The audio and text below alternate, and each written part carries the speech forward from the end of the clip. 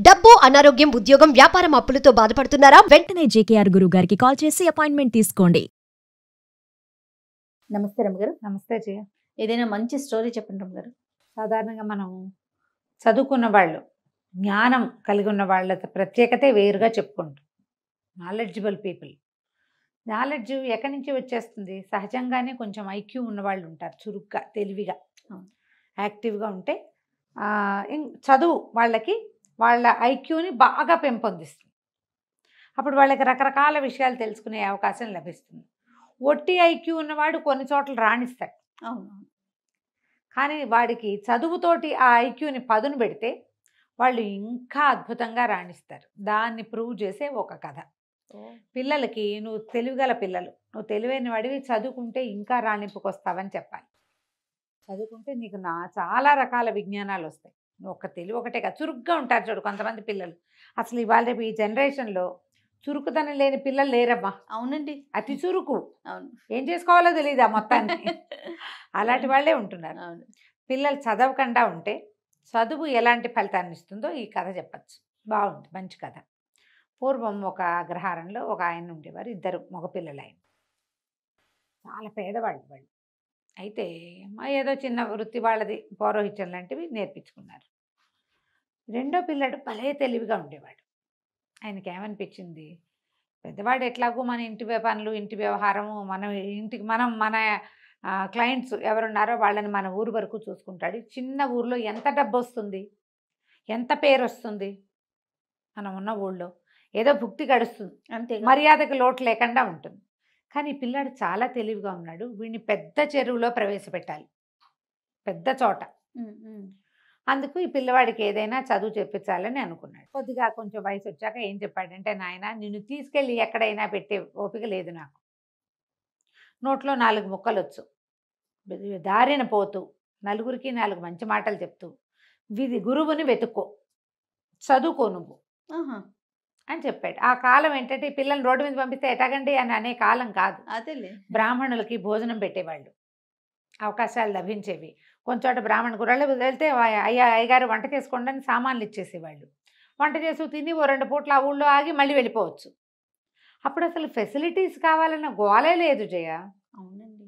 పంచలో ఒక చిన్న పంచ వరండా ఉంటే వరండాలో కాస్త పొయ్యి పెట్టుకుని, ఒక గిన్నె మట్టి కుండ ఉంటే కుండతో అన్నం వండేసుకుని, కాస్త ఒక కూర చేసుకుని, కూర అన్నం వాళ్ళు మజ్జిగ ఇస్తే మజ్జిగ పోసు తింటే ఆ రోజుకి వెళ్ళిపోయింది.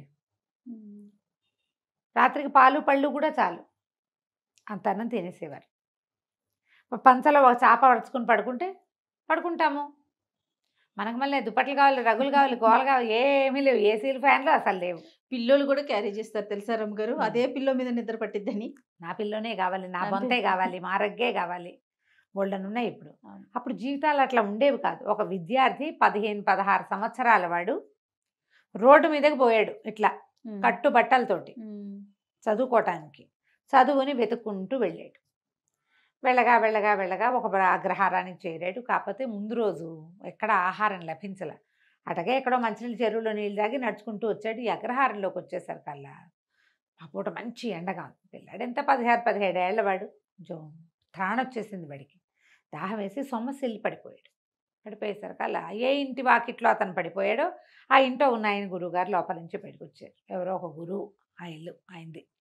ఆయన బయటకు వచ్చి, అయ్యో ఎవరో పిల్లాడు పడిపోయాడు, మన వాళ్ళ పిల్లాడు అలానే ఉన్నాడని లేవదీసి, వీడి చెవులకు చిన్న కుట్లు ఉన్నాయి, మళ్ళీ యజ్ఞోపవీత ఉంది, పంచధావతి బట్టలు చూస్తే కూడా తెలిసేది కదా ఆ కాలం.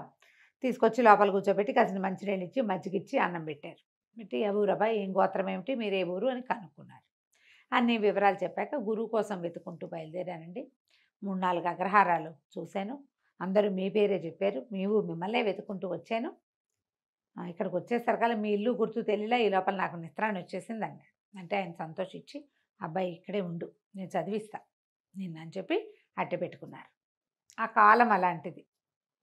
ఆ పిల్లాడు గురువుగారు శుశ్రూష చేస్తూ, గురువమ్మగారికి ఏవో ఆ పనులు ఈ పనులు చేసి పెడుతూ, వాళ్ళ ఇంట్లోనే అన్నం తింటూ 4-5 సంవత్సరాల పాటు చక్కగా చదువుకున్నాడు శాస్త్రజ్ఞానం అంతా.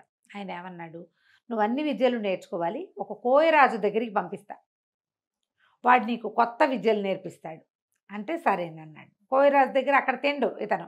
పళ్ళు తేనె తీసుకుంటాడు వాళ్ళ దగ్గర నుంచి, అన్నం వండుకుని తినాలి. ఓకే. ఎలాగో గురువుగారి ఇంట్లో అలవాటే, వాళ్ళ ఇంట్లో కూడా వాడికి అలవాటే పాపం అబ్బాయికి. ఏం పేరు, జయదేవుడు అబ్బాయి పేరు. అక్కడి నుంచి ఆ కోయిరాజు దగ్గరికి వెళ్తే కోయిరాజు బాణాలు వేయటం, కత్తులు తిప్పటంతో పాటుగా దొంగతనం చేయటం, చోర విద్య, దాంట్లో మెలకువలు కూడా నేర్పించాడు. అతని దగ్గర ఉన్న విద్యలు నేర్పమన్నారు. నేర్చుకున్నాడు. నేర్చుకున్నాక సరే స్వగ్రామానికి బయలుదేరాడు. అవన్నీ ఎక్కడో ఊళ్ళు వెళ్తుంటే సరే ఒక ఊర్లో ఆగాడు. ఆగి ఒక బ్రాహ్మణ గృహస్థింట్లో మంచినీళ్ళు భోజనం కోసం అడగడానికి పోయాడు. పోయేసరికి ఆవిడ నా మంచినీళ్ళు మజ్జిగ ఇచ్చి, ఎక్కడి నుంచి నాయన, ఏ ఊరు ఏమిటి అంటే, చిన్నప్పుడే బయటకు వచ్చానండి, అక్కడ చదువుకున్నాను హరిశర్మ గారి దగ్గర, తర్వాత ఏమో ఇట్లా కోయిరాజు దగ్గర రకరకాల విద్యలు నేర్చుకున్నాను, ఇక నేను రాజోద్యోగం చేయగలిగే సత్తా వచ్చింది, ఎక్కడైనా ఉద్యోగం దొరికితే చూసుకుంటా, ముందు మా వాళ్ళని చూద్దామని బయలుదేరానంటే, ఏమిటో నీ విద్యలన్నీ వింటుంటే వింతగా ఉంది, ఇప్పుడు మా ఇంటికి ఎవరు వచ్చారో చెప్పు, చాలా చదువుకున్నావు కదా, ఊహించు మా ఇంట్లో ఏం జరిగింది, మా ఇంటికి ఇంతకుముందు ఎవరో వచ్చారు, ఎవరు వచ్చారో నువ్వు ఊహించి చెప్పగలవా, మా వాకిట్లో ఏం జరిగిందో ఆలోచించి ఐక్యూ తోటి, మనం ఒక సినిమాలో చూసాం, వాడు ఊహించి చెప్పేస్తాడు బ్యాంక్ రాబరీ జరుగుతోందని. అవునండి. ఇలాంటి కథలే దానికి ఆధారం. ఈ అబ్బాయి ఏం చెప్పాడంటే, బయటకు వాకిట్లోకి వెళ్ళొచ్చాడు, లోపలికి వచ్చాడు, ఇంటికి ఎవరో నలుగురు వచ్చారు, బహుశా రాజోద్యోగులు అయి ఉండొచ్చు, సైనికులు అయ్యి ఉండొచ్చు. తర్వాత ఈ రోడ్డు మీద ఒకడు నడిచి వెళ్ళాడు, వాడి నెత్తి మీద ఒక బొగ్గల బస్తా ఉంది. ఏం బస్తా? బొగ్గల బస్తా ఉంటే ఆయన ఆశ్చర్యపోయాడు. ఊరిని భలే కనిపెట్టాబోయ్, నిజంగానే మా ఇంటికి సైనికులు వచ్చారు, నలుగురు సైనికులు వచ్చారు. దేవాలయం దగ్గర ఒక మణి పోయింది, ఆ మణిని వెతుక్కుంటూ వచ్చారు, ఒక్కొక్క ఇంట్లోనూ వాళ్ళు వాకప్ చేసుకుంటూ వెళ్తున్నారు. నువ్వు భలే కనిపెట్టావు, అసలు ఆ మణి ఎట్టా పోయిందో, ఎవరి దగ్గర ఉందో నువ్వు కనిపెట్టగలవేమో, ప్రయత్నం చేయి, రాజుగారి దగ్గర నీకు ఉద్యోగం వేయించే పూచి నాది, చక్కగా మీ నాన్నని తాన్నయ్యని కూడా ఈ ఊరే తెచ్చుకోవచ్చు, ఈ ఊళ్ళో బ్రాహ్మణికానికి ఏం కొదవలేదు, మీ నాన్న అన్నయ్య వాళ్ళ పని వాళ్ళు చేసుకుంటారు, నీతోటే ఉంటారు హాయిగా, కనిపెట్టు, మణి ఎక్కడ పోయింది, ఎలా పోయింది, ఎవరు తీసుకొచ్చారు, ఎవరు తీసుకున్నారంటే సరేనన్నాడు. ఈ అబ్బాయి వెళ్ళి దిగి అక్కడి నుంచి వెళ్ళిపోయాడు, వాళ్ళ ఇంటి నుంచి బయటకు వచ్చేసాడు. ముందు దేవాలయం దాకా నడిచి వెళ్ళాడు, దేవాలయం దగ్గర నుంచి నడుచుకుంటూ వచ్చాడు.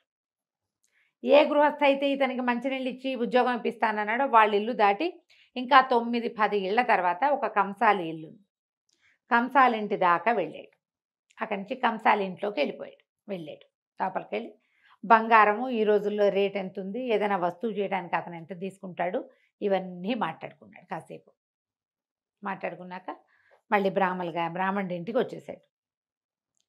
వస్తువు దొరికేస్తుందండి, నా భోజనం పెట్టించండి, నేను రాజోద్యోగులను తీసుకెళ్తాను అన్నాడు. ఆయన ఆశ్చర్యపోయాడు.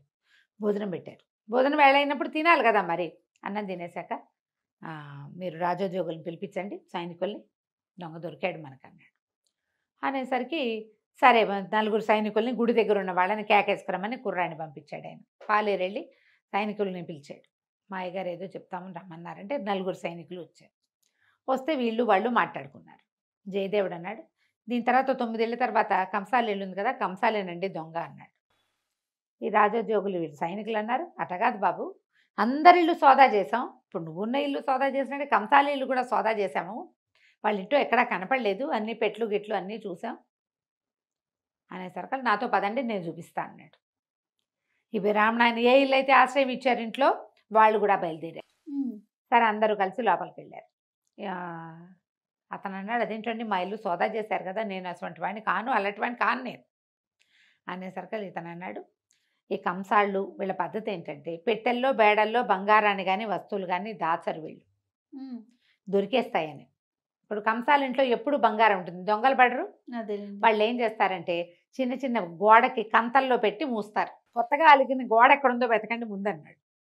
మట్టి గోడ అది. ఇప్పుడు రోజు అలకరు కదా, కొన్ని చోట్ల ఇట్లా ప్యాచ్లు కనపడతాయి, ఆ ప్యాచ్ ఉన్న చోట తడి ముట్టుకుని చూసి ఇదిగో తడిగా ఉంది ఇక్కడే అంటే అక్కడ తవ్వేసరికి దాన్ని ఇట్లా కొట్టేసరికి మణి బయటపడింది. వాళ్ళు ఆశ్చర్యపోయారు, ఈ బ్రాహ్మణ ఆయన ఆశ్చర్యపోయాడు, ఆ గృహస్థు కూడా. మణి తీసుకున్నారు, కంసాలను పట్టేశారు. పట్టేశాక బయటకు వచ్చాక ఆయన అడిగాడు, ఎట కనిపెట్టావయ్యా అని. దాందేముందండి, దేవాలయం దగ్గర మణిపోయింది, దేవాలయం దగ్గర ఎక్కడ మణిపోయిందని మీ వాళ్ళు చెప్తున్నారు, మణి మిస్ అయిందని. అక్కడ ఒక చిటికెడు బొగ్గుపొడి రాలి ఉంది. ఆ తర్వాత దారంతా బొగ్గుపొడి రాలింది. ప్రతి చోట వాడు బ్యాగులోంచి రాలుతూ ఉందంటే ఆ దారిని వెళ్తున్నాడు. తర్వాత ఎక్కడైతే బొగ్గుపొడి రాలి ఉందో అక్కడ అడుగులు నిదానంగా వేసినట్టు, మధ్యలో ఒక అడుగు వెనక్కి వేసినట్టు కనపడుతుంది. తను ఎవరైనా వెంబడిస్తున్నారేమోనని వెనక్కి తిరిగి చూశాడు ఆ బొగ్గులు బస్తా పట్టుకున్నవాడు. నేను కంసాల వాళ్ళ ఇంట్లోకి వెళ్ళినప్పుడు వాళ్ళ వాకిట్లోకి, ఇప్పుడు రోడ్డు మీద కాకుండా వాళ్ళ వాకిట్లో కూడా బొగ్గుపొడి వెళ్ళింది. వాళ్ళ ఇల్లంతా పరిశీలిస్తే ఒక మూల బొగ్గుల బస్తా కనపడింది. ఖచ్చితంగా అతను తెచ్చి ఉండాలి. అతను ఏం చేశాడు, మణి ఎక్కడ దొరికింది. దొరకగానే మణి చేత్తో పుచ్చుకొచ్చినా జేబులో వేసుకొచ్చినా అంతది తెలిసిపోతుంది. అందుకని ఏం చేశాడు, ఒక బొగ్గుల బస్తా కొనుక్కొచ్చుకొని అక్కడ పెట్టి బొగ్గుల బస్తాలో దాన్ని వేసేసాడు. బొగ్గుల బస్తా మోసుకుంటూ వచ్చాడు. వచ్చిన తర్వాత అడుగడుక్కి ప్రతి 10 అడుగులకి ఓసారి వెనక్కి తిరిగి చూసుకుంటున్నాడు. వెనక్కి తిరిగి చూడాలంటే ఇటా తిరగలేదు. నెత్తి మీద బస్తా ఉంది కదా, ఒక అడుగు వెనక్కి వేస్తే కదా వెనక్కి తిరగాలట్టు. అవును, మనిషి పూర్తిగా సగపడైనా తిరిగితే గానీ కనపడదు అవతల భాగం. అంతేగా. బస్తా ఉన్నవాడు ఎట్టా మరగమల ఇటా చూస్తాడు, చూడలేకపోతాడు కదా. అందుకని 11 అడుగులు ముందుకి, ఒక అడుగు వెనక్కి కనపడుతున్నాయి. అవి కొంచెం అడుగులు మాసిపోయినాయి, అంటే చాలా సేపు అయిందనమాట. మరి మా ఇంటికి సైనికులు వచ్చారని ఎట్టా కనిపెట్టావయ్యా అంటే, దాందే ఉందండి, సైనికులు కవాతు చేస్తున్నట్టు నడుస్తారు. మనకు మళ్ళీ ఎట్ట పడితే ఎట్టా ర్యాండమ్గా నడవరు. అడుక్కి గ్యాప్ కూడా కరెక్ట్గా ఉంటుంది, వాళ్ళకి అలవాటు. 4 రోళ్ళు 8 జతలు, అది కూడా సేమ్ గ్యాపులతోటి. కాబట్టి ఖచ్చితంగా వాళ్ళు సైనికులు అయి ఉంటారని ఊహించాను. వాళ్ళు మీ ఇంట్లోకి వచ్చారు. మీ వాకిట్లో మట్టి మీద కూడా సేమ్ అడుగులు ఇవి కనపడుతున్నాయి. వాళ్ళు మీ ఇంట్లోకి వచ్చారు. వచ్చింది రాజ సైనికులు అని తెలిసింది. వీళ్ళకంటే ముందే అతను వెళ్ళిపోయాడు సైనికుల కంటే. ఎందుకంటే అతని అడుగులు మీ వాకిట్లో చెరిగిపోయినాయి. ముందే వెళ్ళి దాచేసుకున్నాడు. కంసాలు కాబట్టి ఖచ్చితంగా బంగారాన్ని పూడ్చినట్టుగానే దీన్ని పూడ్చిపెట్టాడు. ఆ బస్తా ఎక్కడికి వెళ్ళిందో అక్కడే మణి ఉంటుందని నేను ఊహించాను. వాళ్ళ ఇంట్లోకి వెళ్ళినప్పుడు అంతా పరిశీలించి తెలుసుకున్నాను అన్నాడు. ఆయన చాలా ఆశ్చర్యపడి, ఎంత బ్రెయిను, వీడికి ఎంత విజ్ఞానం ఉండాలి. అంతే కదా. ఒట్టి ఐక్యూ ఉంటే సరిపోతుందా? తెలివి ఒకటే కాదు, జ్ఞానం కూడా కావాలి. ఆ జ్ఞానం వీడికి చదువు వల్ల పెరిగింది. ఆయన రాజుగారి దగ్గరికి తను తీసుకెళ్ళాడు జయదేవుడిని. మాకు తెలిసిన వాళ్ళ అబ్బాయి, వీడు చాలా తెలివైన వాడు, హరిశర్మ గారి దగ్గర చదువుకున్నాడు, తనకి రాని విద్య లేదు, మీ దగ్గర మంత్రిగా ఉంచుకోండి అని చెప్పి రాజుగారికి సిఫారసు చేసి జయదేవుడిని మంత్రిని చేశారు. తర్వాత వాళ్ళ అన్నయ్యని వాళ్ళని తెచ్చుకున్నాడు. నిజంగానే ఆ మణి చక్కగా ఎలా పోయిందో అలాగే 3-4 గంటల వ్యవధిలో చక్కగా దొరికేసింది. కథ కంచికి మనం ఇంటికి. చాలా బాగుంది రమ్మగారు. నమస్తే. నమస్తే.